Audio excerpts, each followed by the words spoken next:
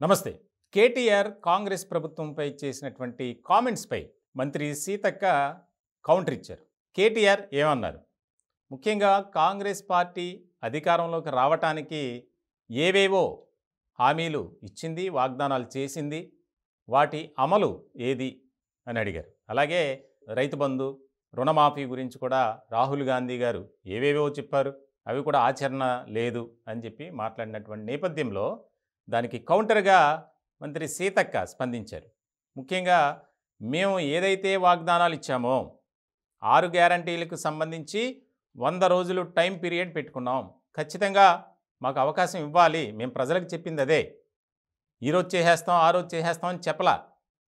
100 రోజుల్లో మేము అమలు పరుస్తాం. దానిలో భాగంగానే 2 పథకాలని అమలు చేయడానికి ముఖ్యమంత్రి గారు శ్రీకారం చుట్టారు. ఆ విధంగానే మేము వెళ్తున్నాం.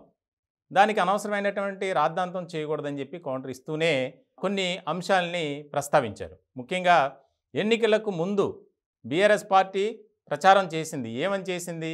కాంగ్రెస్ పార్టీ మేము ఏదైతే చెప్పామో దానికి రెండింతలుగా మేము చేస్తాం, మాకు మరొకసారి అవకాశం ఇవ్వండి అని వారు కూడా సాధ్యం కాని హామీలు చేశారు.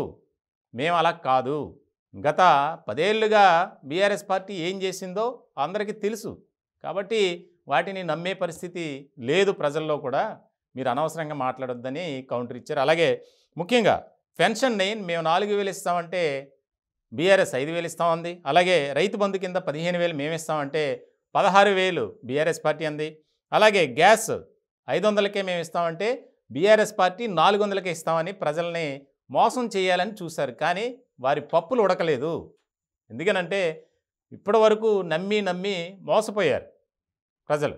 మేము ఇప్పుడు ఆ పరిస్థితుల్లో లేము. మేము చేస్తాం, చేసి చూపిస్తాం, మీరు అలా చూడండి అని స్మార్ట్గా కౌంటర్ ఇచ్చారు. ముఖ్యంగా మేము టైం పీరియడ్ పెట్టుకున్నాం. 100 రోజుల్లో 6 గ్యారంటీలు. దానికి అవకాశం ఇవ్వకుండా ఇప్పుడే మీరు ఫెయిల్ అయ్యారు, మీరు చేయలేరు. అప్పుడు రాహుల్ గాంధీ గారు ఇలా అన్నారు, రేవంత్ రెడ్డి గారు ఇలా అన్నారు. ఏది? మేము అధికారంలోకి వచ్చి ఇంకా రోజులే గడుస్తున్నాయి. అలాంటి సమయంలో ప్రభుత్వానికి సపోర్ట్ చేయకుండా ఈ రకమైనటువంటి వ్యాఖ్యలు, ఆరోపణలు చేయటం ఏంటి? అలానే అనవసరంగా మీరు అలా మాట్లాడొద్దు అని చెప్పి కౌంటర్ ఇచ్చినటువంటి పరిస్థితుల్లో దాని మీద కూడా ఆసక్తికరంగా చర్చ జరుగుతుంది. అంతే కదా.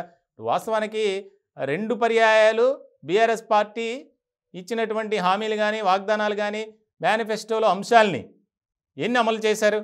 ముఖ్యంగా నిరుద్యోగ భృతి. ఏది?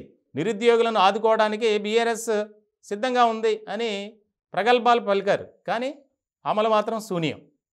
ఇదే రకమైనటువంటి చర్చ ప్రజల్లోనూ అలాగే రాజకీయ వర్గాల్లో బాగా జరుగుతుంది. ఎందుకంటే వచ్చారు కొత్తగా, వారికి అవకాశం ఇవ్వాలి అనేది ఒకటి.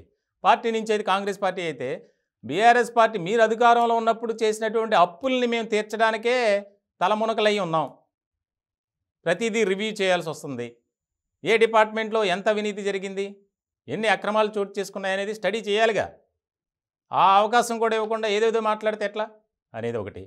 గత 9 ఏళ్ల నుంచి అక్రమాలు, అవినీతి జరిగింది. దాని మీద కూడా నిఘా పెట్టాం. ఎవరినే వదలం, బయటికి లాగుతాం అని చెప్పి సీతక్క తనదైన శైలిలో కౌంటర్ ఇచ్చారు కేటీఆర్కి.